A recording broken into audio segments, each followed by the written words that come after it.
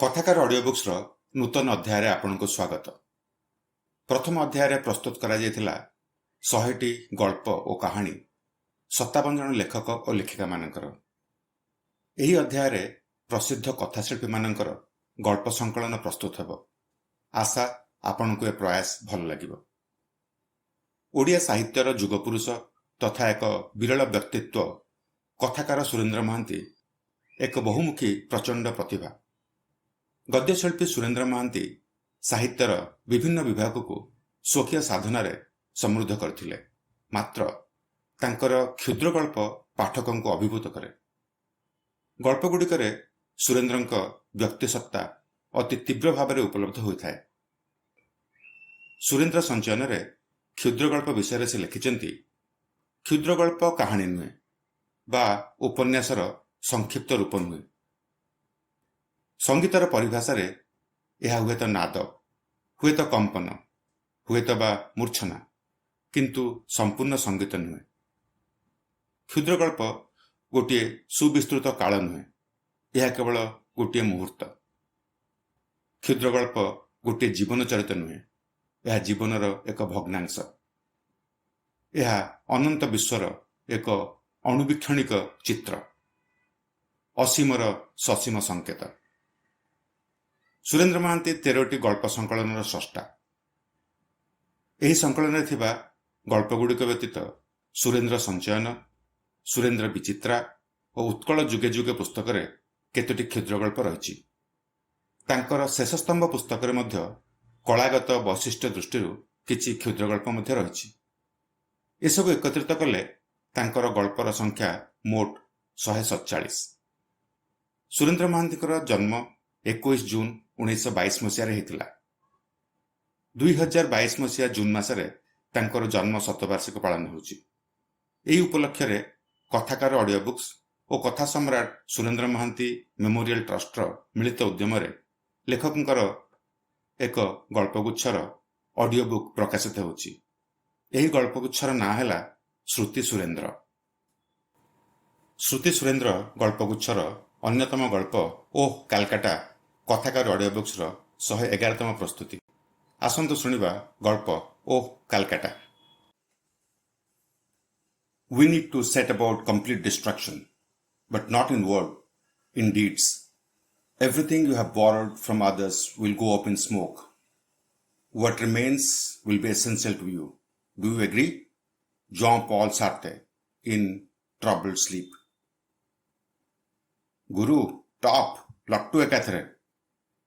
रास्ता कड़र निरोला रेस्तोरां भितर बसिथिबा से 3 जनक मध्यरु गालमुचा कलिटा जार सबुठ लंबा अल्प पूर्वे कॉलेज आड़े एकाकिनी जाउथिबा से झीओटी आड़े चाही से चित्कार करी उठथिला पातालपुरीर संध्या भाषा रे। गुरु टॉप लट्टू एकाथरे। रेस्तोरां आड़े संकित दृष्टि चाही झीओटी पादर गति चंचल कर देथिला। मस्ताने माने एमानक संपर्क रे अनेक भयंकर कथा से झीओटी शुणिछि। खबर कागज रे मध्य पढ़िछि। खबर कागज रे आजिकाली एसबु तो संवाद, एकमात्र संवाद। हाथ कटा ब्लाउज भितरु 2टा अनावृत बाहु, नाभिठारु स्तनमूल पर्यंत अराय उलंग देह, प्रबल उत्तेजन रे सुकांतर स्थिमित स्नायुकेन्द्र गुड़ाक चमकाई देथिला। जीवनर छंद आजी एपरि स्थिमित। ताकू ताऊ दे उठेबा हेले दरकार सेक्स और विप्लव। किंतु ए रिएक्शनरी क्लास एनिमिर दल ए 2टा जाक प्रति आज खड़गहस्त। झीओटी उद्देश्य सुकांत गोटाए तात्पर्यपूर्ण हुइसिल देला। एमिति हुइसिल को गुरु कहे जंगल रे जानवर मानकर मीटिंग कॉल। किंतु मनीष आ जानवर मानक भितर आज तफातटा बा केते? सबु महानगरी तो आज आदिम महारण्य। गुरु 2 आखिरे कला गगल सांटी गोटा छुरी रे नख काटुला गंभीर भाव रे। एईटा निश्चय गोटाए झड़र पूर्व सूचना। गुरु छुरीटा को बंद करी पॉकेट भीतर रखी सामना रास्ता आड़े चाहिला। हुए तो न चाहि भी पारे थाए। गगल्स भितरु गुरु केतेबेले कुआडे जे चाहे सी गोटाए मिस्ट्री।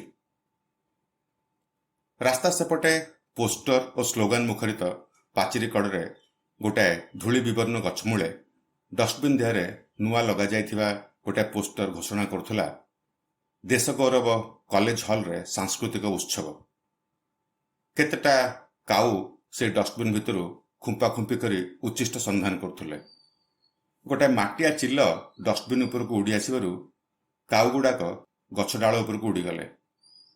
ବସ୍ତିର ଗୋଟାଏ ବୁଲା କୁକୁର କୁଆଡ଼ୁ ଶୁଙ୍ଘି ଶୁଙ୍ଘି ଆସି ସେଇ ଡଷ୍ଟବିନ୍ ଉପରକୁ ପଛଗୋଡ଼ ଟେକି ପରିସ୍ରା କରି ଚାଲିଗଲା। ଭକ୍ତୋଷ ଦାସର କାଣ୍ଡ ଏଇଟା।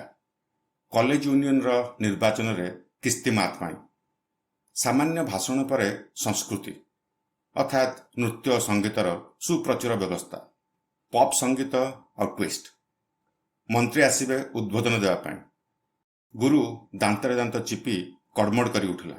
ରିଆକ୍ସନରୀ ଏଷ୍ଟାବ୍ଲିଶମେଣ୍ଟର କୁତ୍ତା। ଗୁରୁ ସ୍ୱଗତୋକ୍ତି କରିବା ପରି ମନକୁ ମନ କହିଲା, କେତେ ନିଶ୍ଚିନ୍ତ ନିରୁଦ୍ବିଗ୍ନ ଏମାନେ। ଭୂମିକମ୍ପର କେନ୍ଦ୍ରବିନ୍ଦୁ ଉପରେ ବସି ସୁଦ୍ଧା ପପ୍ ଆଉ ଟ୍ୱିଷ୍ଟ ପାଇଁ ଏମାନଙ୍କର ସମୟର ଅଭାବ ନାହିଁ। ଗୁରୁ ଅକାରଣରେ ପକେଟରୁ ପୁଣି ଛୁରୀଟାକୁ କାଢ଼ି ଆଣିଲା। ଗୁରୁ ନିଶ୍ଚୟ ଗୋଟାଏ ନୂଆ ପ୍ଲାନରେ ଅଛି।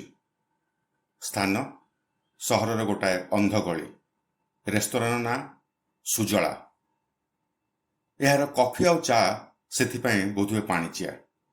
ଗଳିଟା ଯୋଉଠି ବଡ଼ ରାସ୍ତାରେ ମିଶିଛି ସେଠି ଦେଶ ଗୌରବ କଲେଜ। କଲେଜ ୟୁନିୟନରୁ ଏଥର ଭବତୋଷକୁ ହଟାଇବା ପାଇଁ ପଡ଼ିବ ନିଶ୍ଚୟ, ବାଇ ହୁକ୍ ଅର୍ ବାଇ କ୍ରୁକ୍। ଗୁରୁ ଆଖିରୁ କଳା ଗଗଲ୍ସଟା କାଢ଼ି ତାର ସାମ୍ରାଜ୍ୟ ସୁଜଳା ରେସ୍ତୋରାଁ ଭିତରେ ଚାରିଆଡ଼କୁ ଚାହିଁଲା। ଗୁରୁ ଗଗଲ୍ସ ପିନ୍ଧିଲେ ସିନା ଏମିତି ମିଷ୍ଟ୍ରିୟସ୍ ଦିଶେ, ନହେଲେ ତାର ଆଖି ଦିଟା ବାସ୍ତବିକ ବଡ଼ କରୁଣ। ଏହି ସୁଜଳା ରେସ୍ତୋରାଁ ସେମାନଙ୍କର ପିପୁଲ୍ସ ରିପବ୍ଲିକ। କଲେଜକୁ ଛାତ୍ରୀମାନଙ୍କର ଯିବା ଆସିବା ବେଳର ପଟୁଆର। ସେମାନେ ଏଇଠି ବସି ଲକ୍ଷ୍ୟ କରନ୍ତି, ଟିପ୍ପଣୀ କାଟନ୍ତି, ଅଶ୍ଳୀଳ ଇଙ୍ଗିତ ଦିଅନ୍ତି।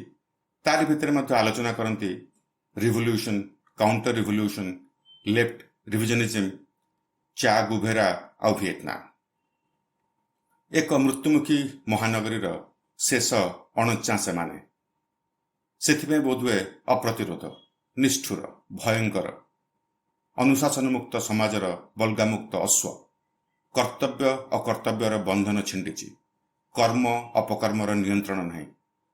ନୀତିବାଗୀଶମାନଙ୍କର ଶଠତା ବିରୁଦ୍ଧରେ ବିଦ୍ରୋହର ପତାକା ଉଡ଼ାଇ ଏମାନେ ଚାଲିଛନ୍ତି ନୂତନ ନୀତିବାଦର ଆଲୋକିତ ନବଦିଗନ୍ତ ପଥରେ ନୁହେଁ, କିନ୍ତୁ ପୁରାତନ ନୀତିହୀନତାର ସେ ଅନ୍ଧ ଗଳିଆଡ଼େ। ଗୁରୁଦଳରେ ଏବେ କଞ୍ଚା ବୟସର ସେ ନୂଆ ଜଣକ ମିଶିଥିଲା। ସୁକାନ୍ତର ସାନ୍ଧ୍ୟ ଭାଷା ସହିତ ସେ ଥିଲା ଅପରିଚିତ।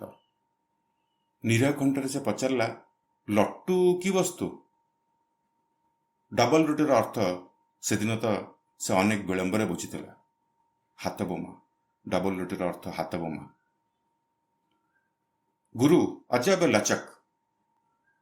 ଲଚକ କମରିଆ ପରି ଯିଏ ସୁକୁମାର, ମାନେ ଡେଲିକେଟ ଝିଅ ପରି, ଏହି ପାତାଳପୁରୀର ପରିଭାଷାରେ। କୁଆଡ଼ୁ ଆଣି ଜୁଟେଇଛି କେଜାଣି? ଅପଦାର୍ଥ ଏଇଟା। ସେଦିନ ଅସଲ ବକ୍ତରେ ଗୁରୁ କହିଲା 2ଟା ଡବଲ ରୁଟି ଆଣିବା ପାଇଁ। ଏ ମୂର୍ଖ ସତକୁ ସତ ପାଉଁରୁଟି ଦୋକାନରୁ ନେଇ ଆସିଲା 2ଟା ପାଉଁରୁଟି। ଭବତୋଷ ଦଳ ସହିତ ଲଢ଼େଇଟା ସେତେବେଳେ ଘମାଘୋଟ ବାନ୍ଧି ଆସିଥିଲା। ପାର୍କ ବାଟ ଦେଇ ସେ ପଟୁଆରଟାରେ ଯିବାବେଳେ ଭବତୋଷ ଗ୍ୟାଙ୍ଗ ଫିଙ୍ଗୁଥିଲେ ସୋଡ଼ା ବୋତଲ। ତାର ବଦଲା ନେବା ପାଇଁ ଗୁରୁର ସେତେବେଳେ ଦରକାର ଥିଲା ଡବଲ ରୁଟି। ସେତିକିବେଳେ ଏ ଲଚକ ଆସି ପହଞ୍ଚିଗଲା ସତକୁ ସତ 2ଟା ପାଉଁରୁଟି ଧରି।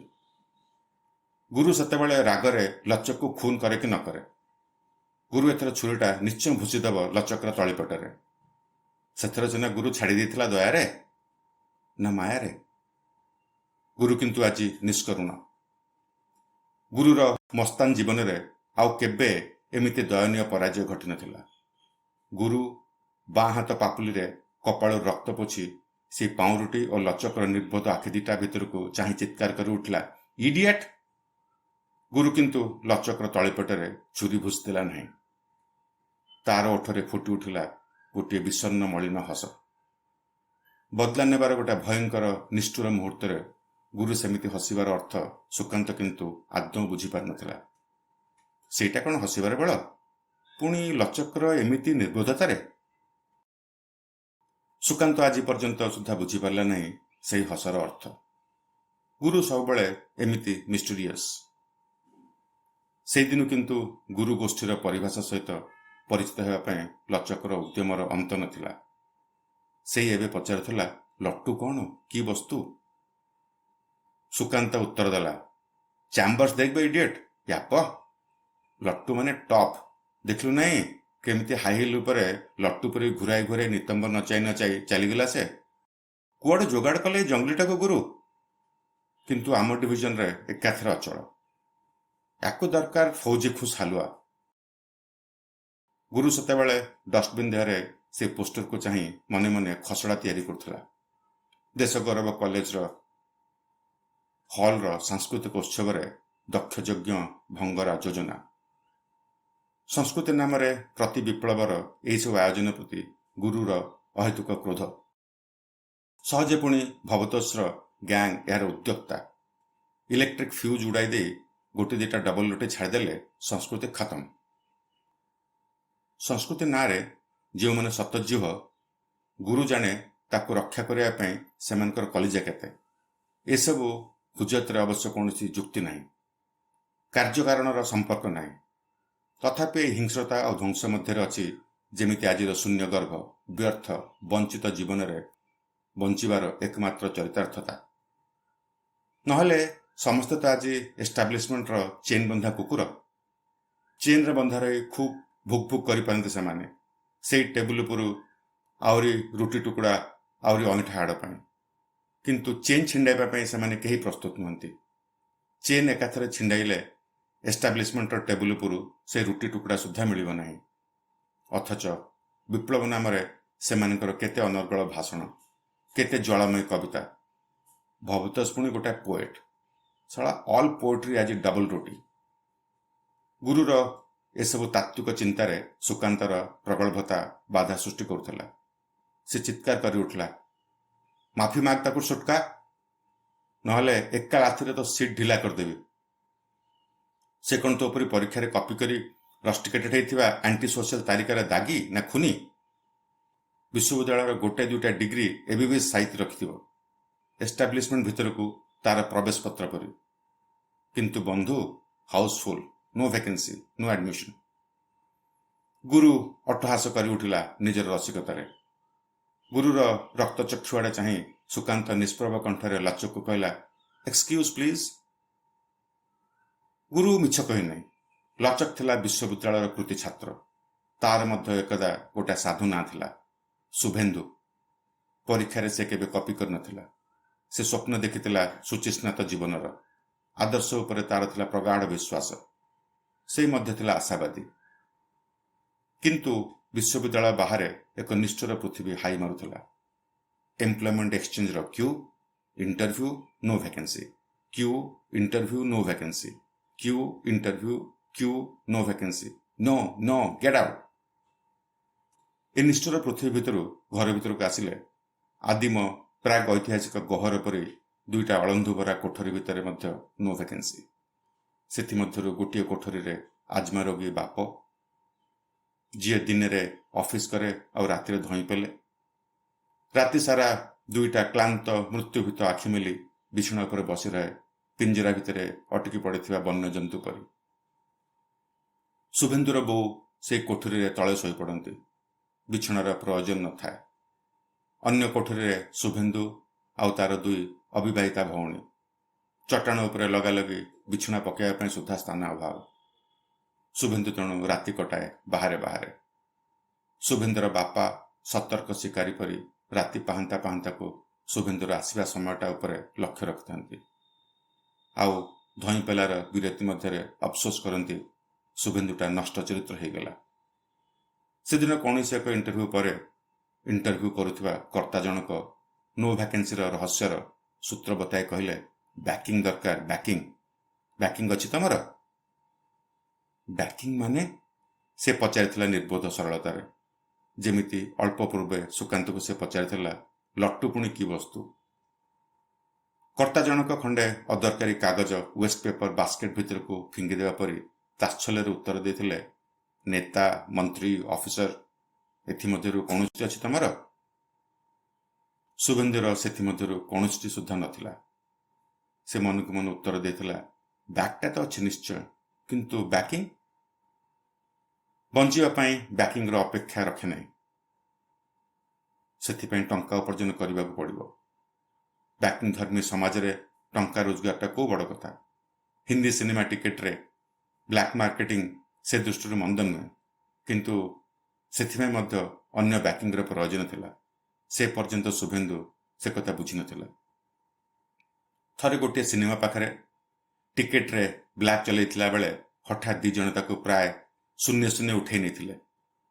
सिनेमा हॉल पछ अंधार गलीर गोटे रेस्तोरां भितर को से दिन तार प्रथम साक्षात होता गुरु सहित।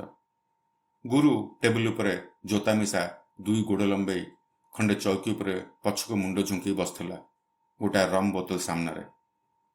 गुरु आगे से दी जण ताको हाजर कराया मात्रे गुरु पकेट गोटे धारुआ छुरी काढ़ी शुभेन्दुर तलीपेटे छुरीर मुनटा को लगे पचारा, एठी मस्तानी कहीं ये कहार एरिया मालूम अच्छे तो? लाइसेंस नहीं मोठू को गैंग रु तू?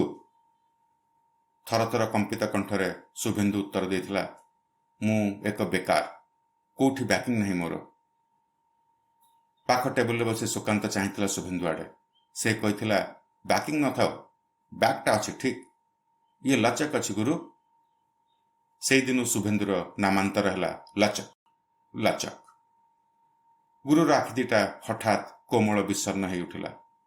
गंभीर भाव में से छुरीटा को बंद करी पकेट भितर रखी कहला, ठीक अच्छे, एथर छाड़देली, आउ दिने एरिया रे किंतु भूल रे सुधा न माड़े जंती। मु कौनसी अनप्लीजेंटनेस चाहेना। I am a man of peace. लचक मध्य कौनसी अनप्लीजेंटनेस चाहू नथिला। से कहला, मु चाहे केवल बंचिबा पई प्लीज।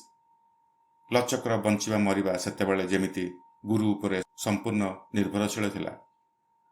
सिगरेट धुआर गोटे कुंडली छाड़ी गुरु मन को मन शोकतक्ति करला परी कहला, ए पृथ्वी रे आज बंचिबा पई हेले रिएक्शनरी मान को खत्म करिया पड़िबो। पारिबो? सेतिमे लचक प्रस्तुत, किंतु रिएक्शनरी किए को माने? लचकर निर्बोध प्रश्न। गुरु असहिष्णु कंठर उत्तर देला, जो माने हमर शत्रु, श्रेणी शत्रु सही माने। लचक किंतु ता निजर अभिज्ञतार बुझी श्रेणी और श्रेणी शत्रु गोटे स्लोगन। से दिन गुरुर से दरबार रे से निजे सुधा घोषित होता श्रेणी शत्रु रूपे। जो दिन गुरुर एरिया भितर सिनेमा टिकेट रे ब्लैक चले से हठात धरा पड़ा।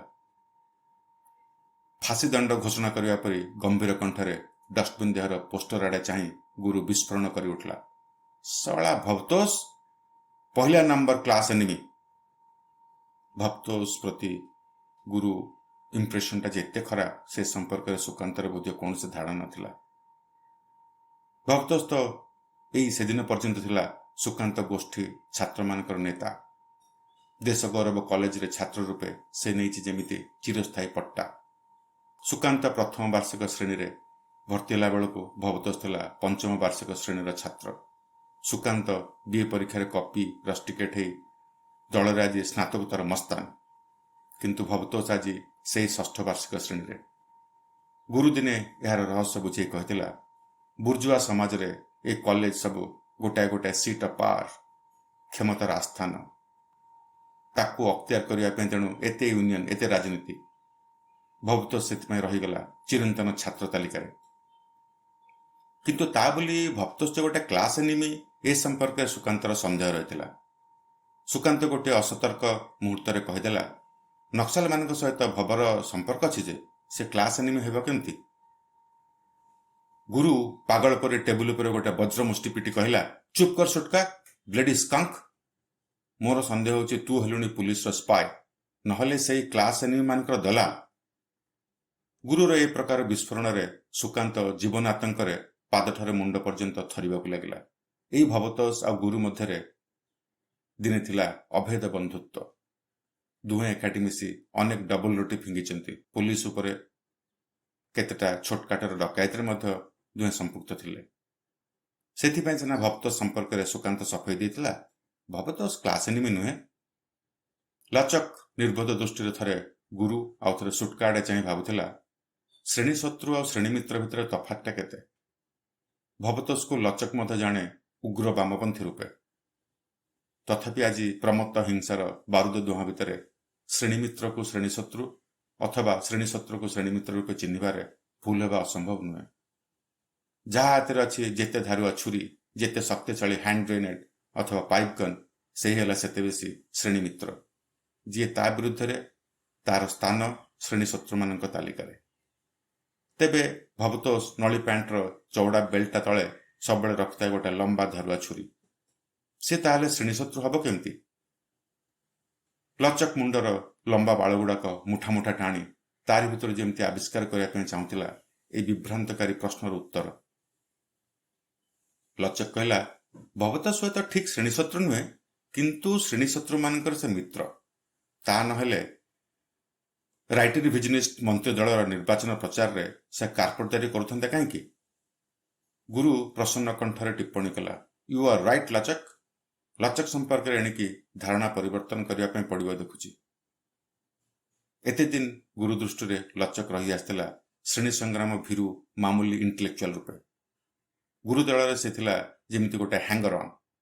ମାତ୍ର ଇତିମଧ୍ୟରେ ତାର ଏତେଟା ଉନ୍ନତି ଘଟିଥିବା ଗୁରୁର ଆଶାତୀତ ଥିଲା। ଗୁରୁ କହିଲା, ଦେଶ ଗୌରବ କଲେଜ ହଲରେ ଡବଲ ରୋଟି କାରବାରର ଦାୟିତ୍ୱ ଆଜି ତାହେଲେ ଲଚକର। କ'ଣ ରାଜି ତ ଲଚକ? ଲଚକ ଏତେଦିନ ତାର ବିପ୍ଳବୀ ପୌରୁଷର ପରିଚୟ ଦେବା ପାଇଁ ଗୋଟେ ସୁଯୋଗ ପାଇଥିବାରୁ ମନେ ମନେ ନିଜକୁ କୃତାର୍ଥ ଜ୍ଞାନ କରୁଥିଲା। କିନ୍ତୁ ମୁଁ ଏକା? ସୁଟକା ଆସିବ ନାହିଁ? ଲଚକ ପଚାରିଲା ଶଙ୍କିତ କଣ୍ଠରେ। ଗୁରୁ ଉତ୍ତର ଦେଲା, ରିମେମ୍ବର, ଜଣେ ଗରିଲା ଯଥେଷ୍ଟ କ୍ଲାସ ଏନିମିମାନଙ୍କର ପୁରା ଗୋଟାଏ ଦଳକୁ କାବୁ କରିବା ପାଇଁ। ସେଇ ତ ଆମର ସାର୍ଥକତା, ୱାନ୍ ଏଗେନ୍ଷ୍ଟ ମେନି।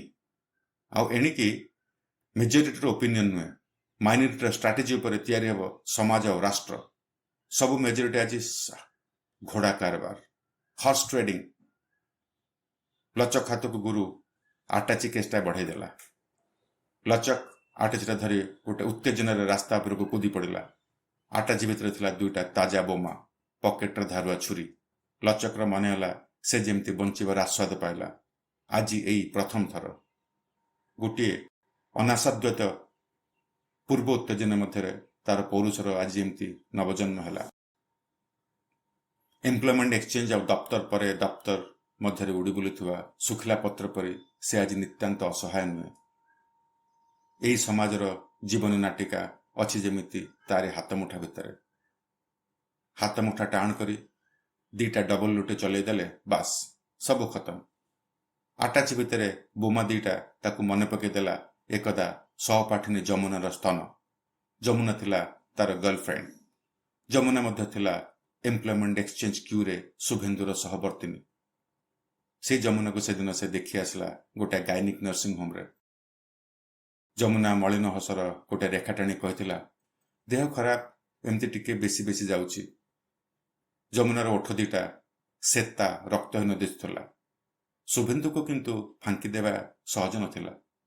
ସେ ବୁଝି ଆସିଛି, ଆବର୍ଷଣ ପରେ ଯମୁନା କ୍ୟୁରେଟିଂ କରିଥିଲା ସେ ନର୍ସିଂ ହୋମରେ। ଯମୁନା ଆଜି ଗୋଟାଏ ବେଶ୍ୟା, ହାର୍ଲେଟ।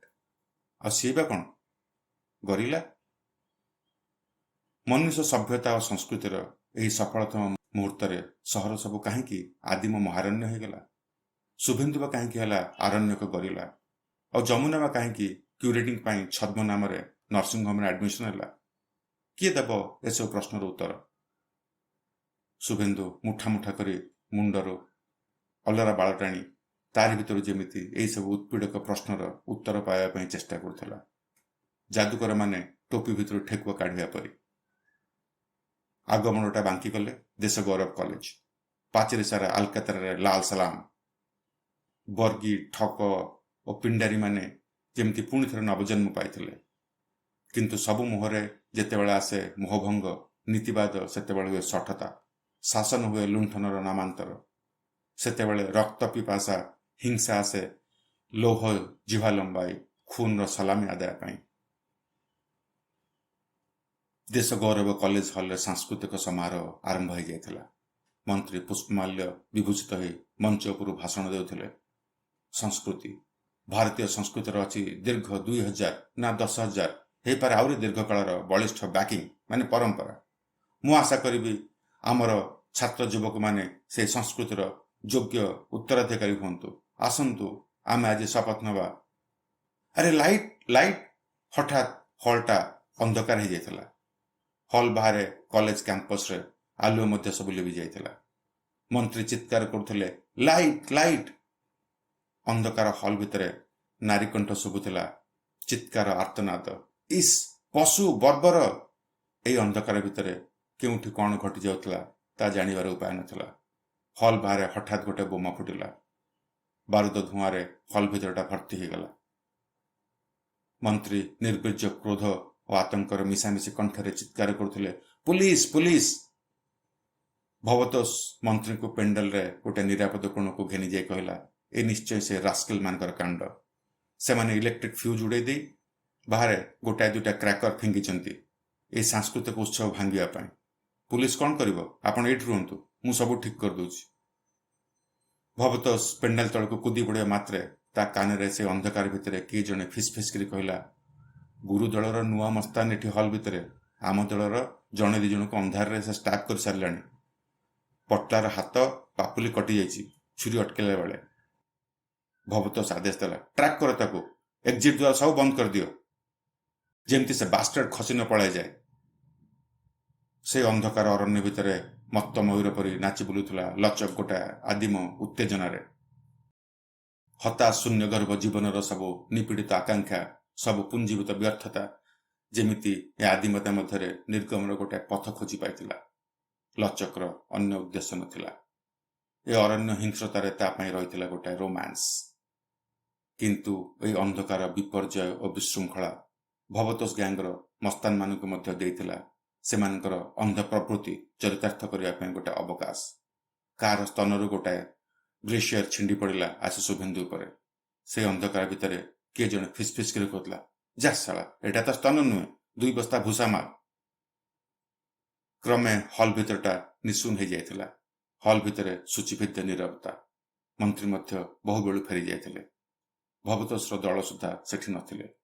ପୁଲିସ ଘେରି ଯାଇଥିଲେ ହଲ୍ ଚାରିପଟେ। ଫ୍ୟୁଜ୍ ମରାମତି ପରେ ଅବଶେଷରେ ଯେତେବେଳେ ହଲ୍ ଭିତରେ ଲାଇଟ୍ ଜଳିଲା, ଦେଖାଗଲା ଭିତରେ ଚଟାଣ ସାରା ଓଲଟ ପଲଟ ଚୌକି, ଆଉ ଇତସ୍ତତ ବିକ୍ଷିପ୍ତ ହୋଇପଡ଼ିଛି ଗୁଡ଼ାଏ ବ୍ଲାଉଜ, ବ୍ରେସିୟର, ଗୋଟାଏ ଦୁଇଟା ରଙ୍ଗୀନ ଶାଢ଼ୀ, ଛିଣ୍ଡା ଫୁଲମାଳ, ଚଟି, ଆଉ ଏଠି ସେଠି ମେଞ୍ଚା ମେଞ୍ଚା ତାଜା ରକ୍ତ। ତାରି ଭିତରେ ଗୋଟାଏ ଚୌକି ଉପରେ ଲୋଟି ପଡ଼ିଥିଲା ଗୋଟାଏ ରକ୍ତାକ୍ତ ଲାଶ। ତଳିପେଟ ଲଙ୍ଗ ତଳେ ଗଭୀର କ୍ଷତରୁ ତଥାପି ରକ୍ତ ପିଚକାରୀ ମାରି ବାହାରୁଥିଲା। ଅନ୍ଧକାର କଲେଜ କ୍ୟାମ୍ପସର ଗୋଟାଏ ଗଛ ମୂଳେ ଠିଆ ହେଇ ଭବତୋଷ ଉତ୍ତେଜିତ ଭାବରେ ଖଣ୍ଡେ ସିଗାରେଟ୍ ଟାଣୁଥିଲା। ଗୋଟିଏ ଛାୟାମୂର୍ତ୍ତି ସେ ଅନ୍ଧକାର ଭିତରେ ଭବତୋଷ ପାଖକୁ ଆସିବା ମାତ୍ରେ ଭବତୋଷ ପଚାରିଲା, କିଏ ସେଟା? ଲାଶର ପକେଟରୁ ଏମ୍ପ୍ଲୟମେଣ୍ଟ ଏକ୍ସଚେଞ୍ଜର ଗୋଟାଏ ରକ୍ତଭିଜା କାର୍ଡ ବାହାରକୁ ଉଙ୍କି ମାରୁଥିଲା। ଶୁଭେନ୍ଦୁ ଦାସ, ଶିକ୍ଷା MA ଗଣିତ, ବୟସ 22। ଗୁରୁ ଗ୍ୟାଙ୍ଗର ଗୋଟେ କ୍ଲାସ ଏନିମି। ବାସ୍, ଏତିକି ଥିଲା ଏ କାହାଣୀ।